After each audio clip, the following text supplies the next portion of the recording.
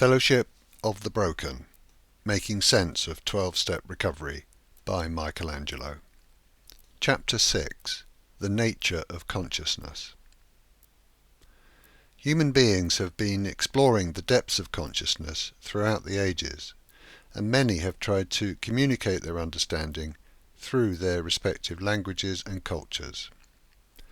The problem is that consciousness exists prior to language and culture. It is the source of everything, right back beyond the level of subatomic vibration.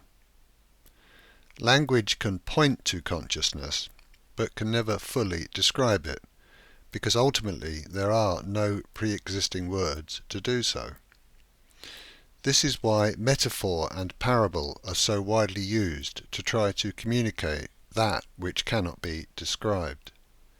Attempts to articulate the true nature of reality are very numerous and originate in all cultures dating back thousands of years. The essential nature of what is being communicated is the same, but the methods and styles differ widely, and there's always scope for misunderstanding and misinterpretation. Key figures have emerged throughout history who have tried to provide their own version of this universal wisdom.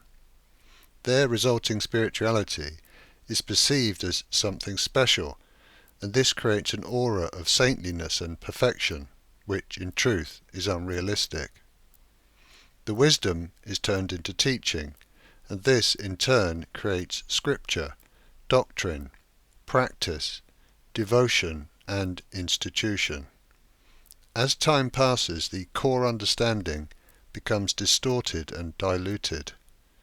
Words are read at the level of personal ego-mind, and hence core understanding is missed. Disagreements arise and factions break away to focus on their own versions of what they perceive the words to mean. Institutions are hijacked for the purposes of power and money, and hence become polluted and conflicted. On and on it goes, generation after generation. Beliefs become conditioned, and children become indoctrinated long before they have the maturity to discern for themselves. Entire communities and nations believe that their own version is the one and only truth, and that everyone else has got it wrong. Rival ideologies compete. Some are even self-righteous enough to believe that they should convert others to their particular dogma. Methods of persuasion and conversion are used that conflict at a fundamental level with the very tenets that the ideologies claim to advocate. Science has also led us away from wisdom, but is now finally beginning to comprehend its own incongruence. And the media, in all of its guises, generally fans the flames of misunderstanding. Little wonder that there is so much confusion, cynicism and skepticism in the modern world. We need to cast aside all of this befuddlement and get back to basics. I accept that prejudice exists, but hopefully I've cleared away at least some of the debris that obscures true understanding. Finding the right words to explain consciousness is impossible, but words are the only tool that I have at my disposal. I'm going to attempt an explanation and then reinforce these ideas with a series of metaphors that I've come across in my research that make sense to me. My experience has been that different metaphors work for different people, so my hope is that one or more of these various approaches will resonate with each reader. Somewhere deep in your own psyche, you already know what I'm about to explain. This knowing may be in the form of a sudden recognition, a positive feeling, or perhaps a gradual realization. Whatever the outcome, the opportunity here is to connect with your own deepest understanding. In attempting this explanation, I'm going to use the capitalized words consciousness, awareness, knowingness, mind, spirit, and being interchangeably. These words all refer to the same conscious, intelligent nothingness that I've previously mentioned, and are capitalized to indicate that they are all labels pointing to the same place. Various other labels are used later, and these are also capitalized to link them together. They are all synonyms. To illustrate this, let's consider some further statements. Consciousness is that which is conscious of its own existence and movement. Awareness is that which is aware of the existence and movement of awareness. Knowingness is that which knows the existence and movement of knowing. Mind is that which is mindful of the existence and movement of mind. Spirit is that which observes the existence and movement of spirit. And being is that which exists and is self-aware. These statements are deliberately repetitive because they all say the same thing. Universal wisdom points to the same truth over and over again, whatever the particular expression of that wisdom may be. It is impossible to visualize or conceptualize consciousness, but the best I can do is suggest imagining a vast, dark, empty vacuum. There are no boundaries in any direction, and time does not exist. This space is infinite and eternal. There is literally nothing here and nothing happening. This consciousness is self-aware, so it knows that it exists, but it does not exist as anything. It cannot go anywhere because there's nowhere else to go. It is perfectly peaceful, happy, content, and whole. Nothing can go wrong because there is nothing happening. There is no fear because there is nothing to be fearful of. It is a state of bliss beyond the concept of bliss. Consciousness loves this state. It is in a state of love beyond any possible conception of love. There are many words in our numerous human languages that label this placeless place, but none of them can possibly get close to describing that which is beyond description. Consciousness vibrates itself and is aware of its own vibration. It vibrates itself at countless different vibrations and wavelengths, and is aware of everything that arises as a result. Effects pulse in and out of existence at unimaginable speeds, and knowingness knows what is happening. Vibrations interact and overlap to create forces, energy, and the momentary appearance of particles. All of this is known, and mind, with a capital M, is mindful of all that materializes. Vibrations create waves and movement, and everything moves, yet consciousness itself is not moving. A potentially infinite amount of activity is taking place, yet there is utter stillness. Spirit is everywhere and creates everything, but is simultaneously nowhere in particular.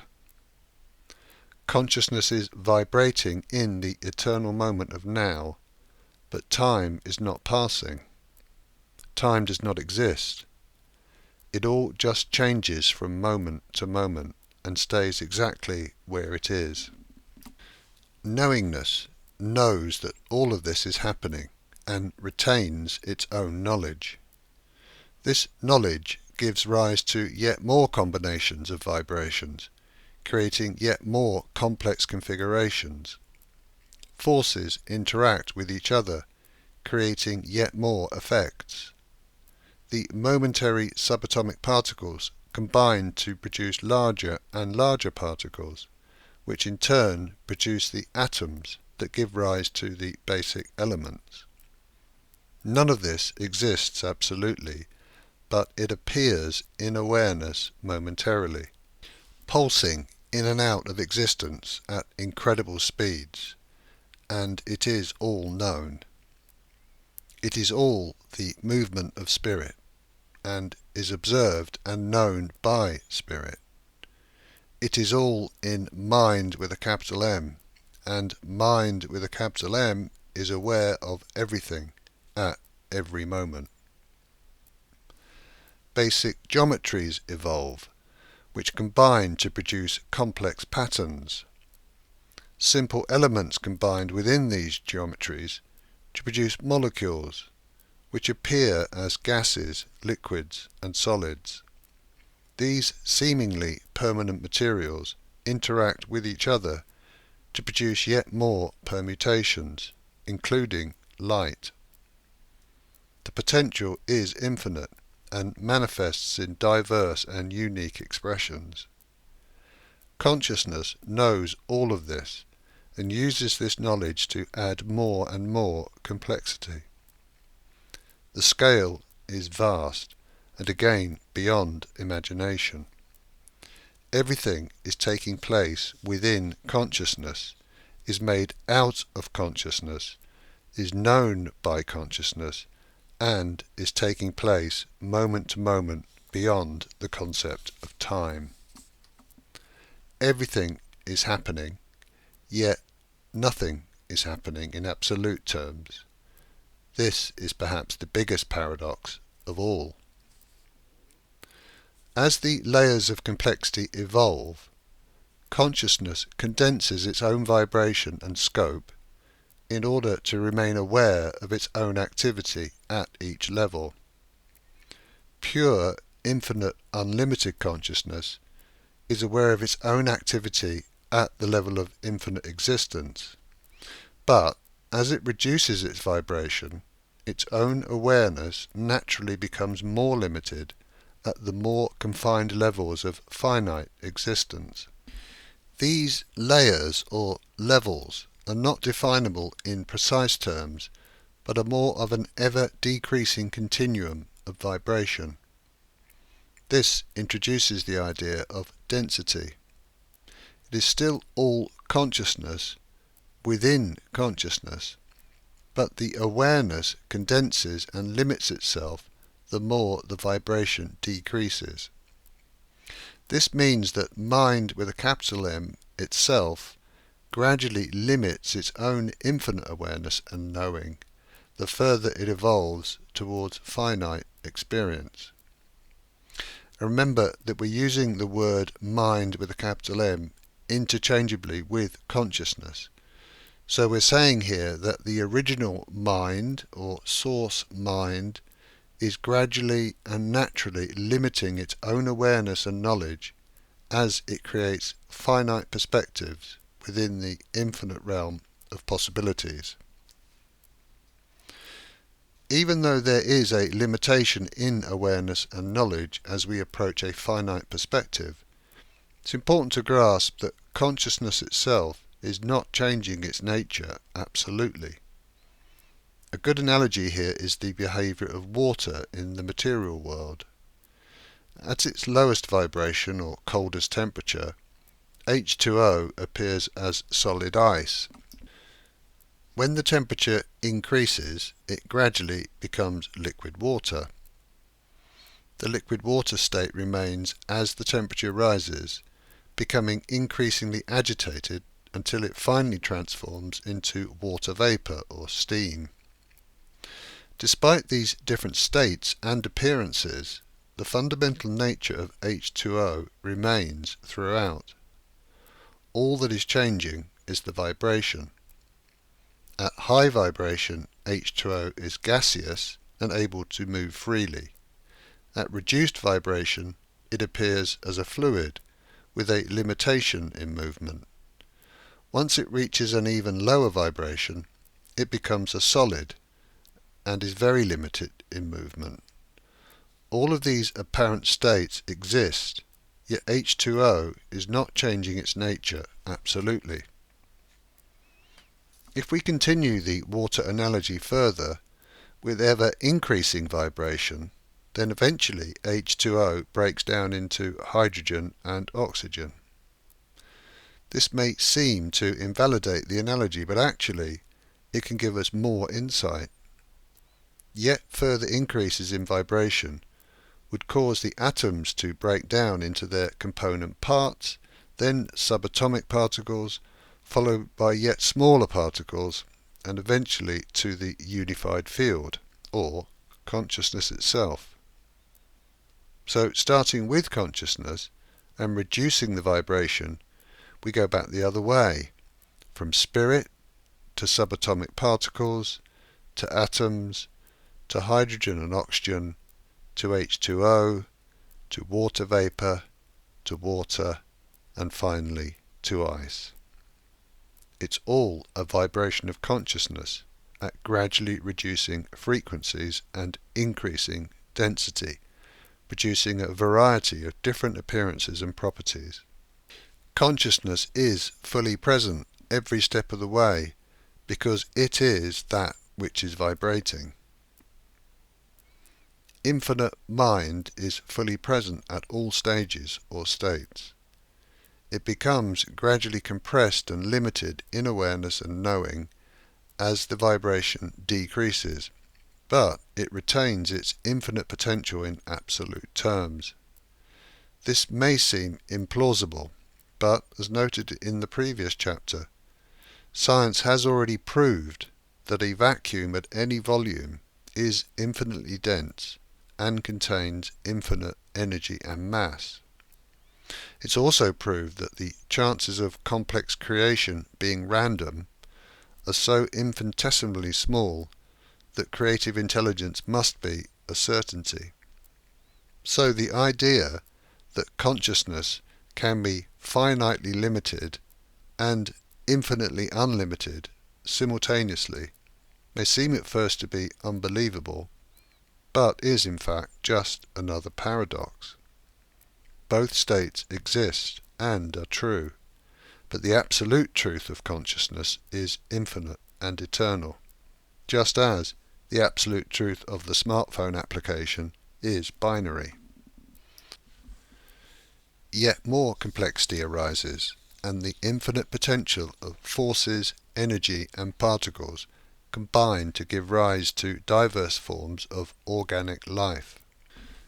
Further iterations then lead to a multiplicity of sentient life, with each one with so many variable components that every single manifestation is unique. The net result of this immeasurably vast and complex array of vibrations of consciousness is the material world that we perceive and experience. Consciousness is not only present, but it is the true nature of everything. Change is perpetual from moment to moment, and knowledge of all that arises continues to inform the next moment.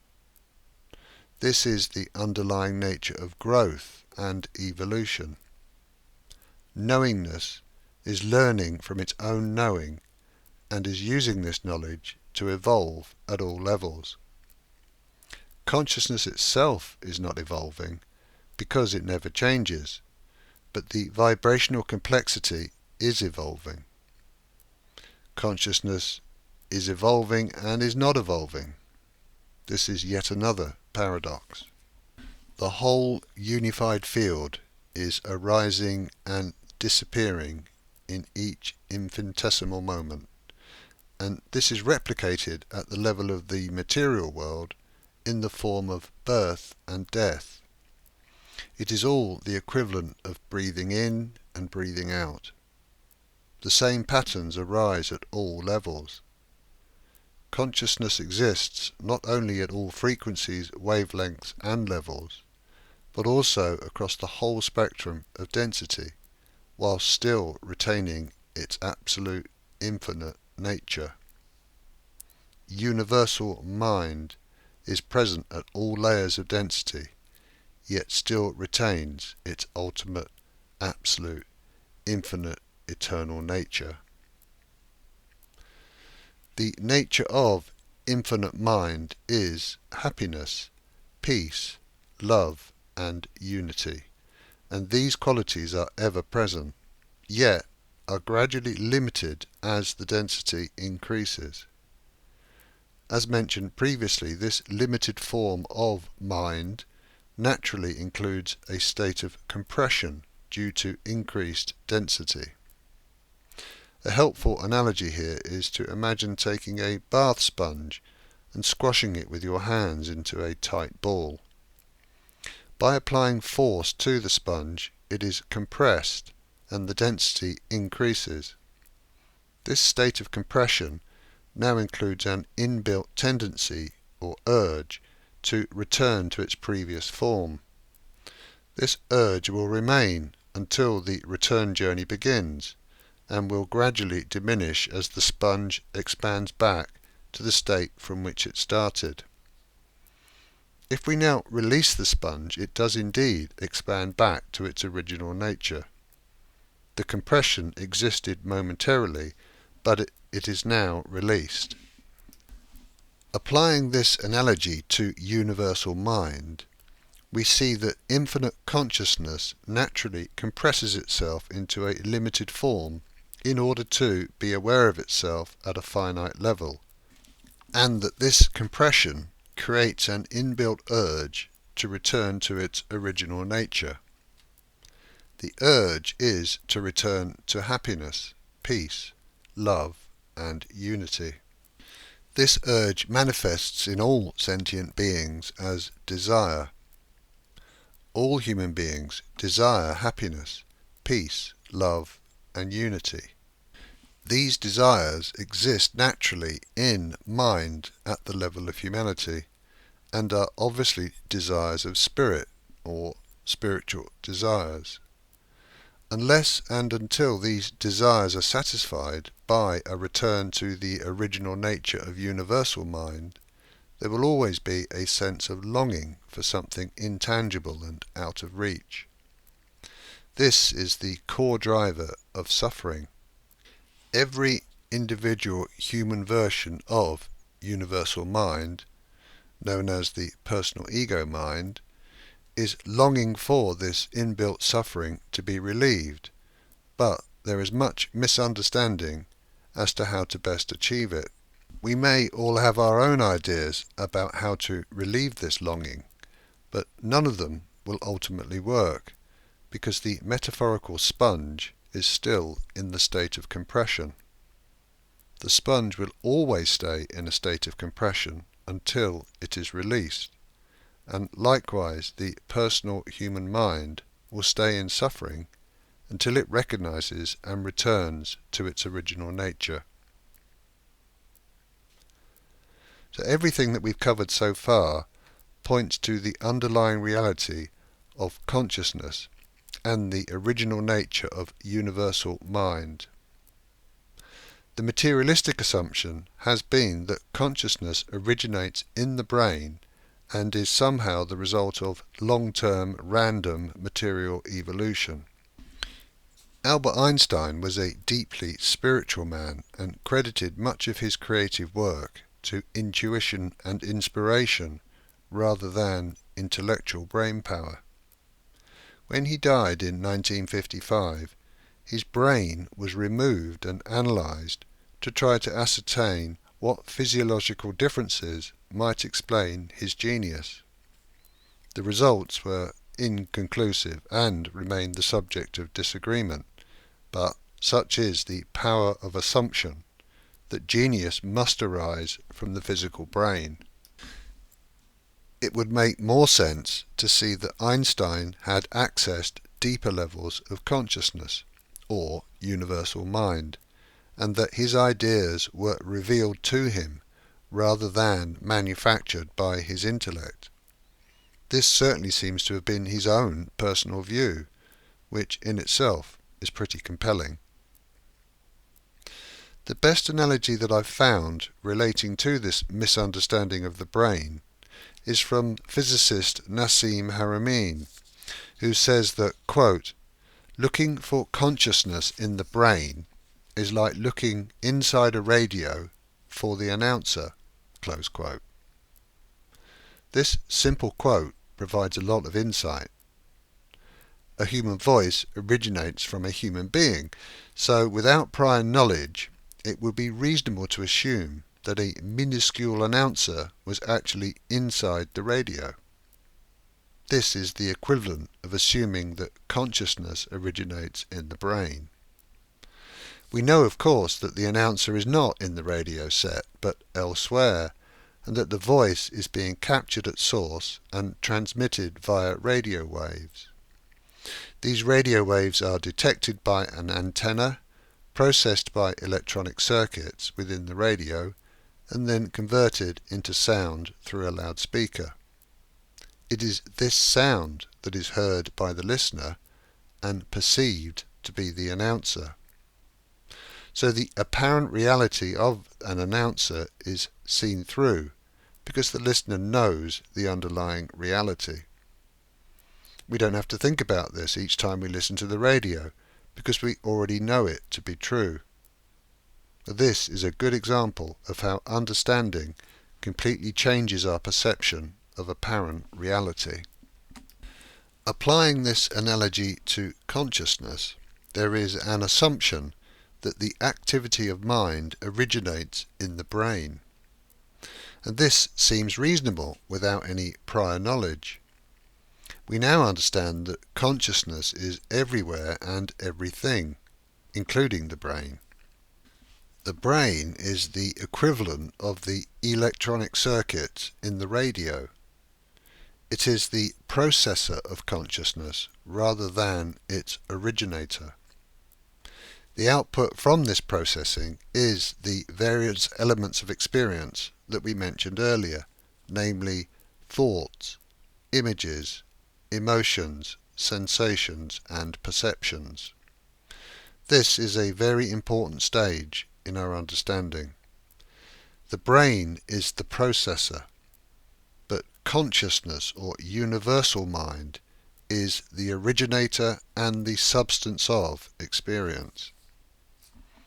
There is no life other than experience, and hence there is no life without consciousness. There is no life without spirit. This is because consciousness, or spirit, is life. In our radio analogy, there is the voice coming from the radio, and there is the listener who hears or perceives the voice. This is in the realm of subject-object relationship. The subject is the listener, and the object is the voice. The subject perceives the object. Within our own experience, there are the various elements of experience, and there is that which perceives these experiences. That which perceives experience is the subject, and the numerous components of experience are the objects. Consciousness, or spirit, is both subject and object.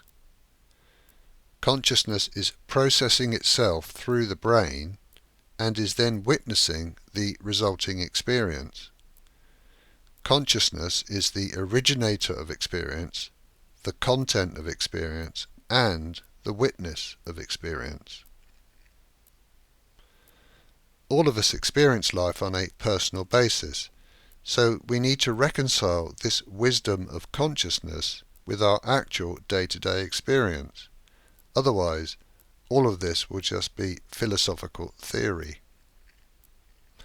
The mechanism that brings clarity to this paradox is the concept of the personal mind, also known as the ego mind. Please note here the use of a small m to signify ego mind, as opposed to a capital M when referring to universal mind or consciousness. As mentioned earlier, consciousness naturally limits or compresses itself in order to experience a finite version of reality.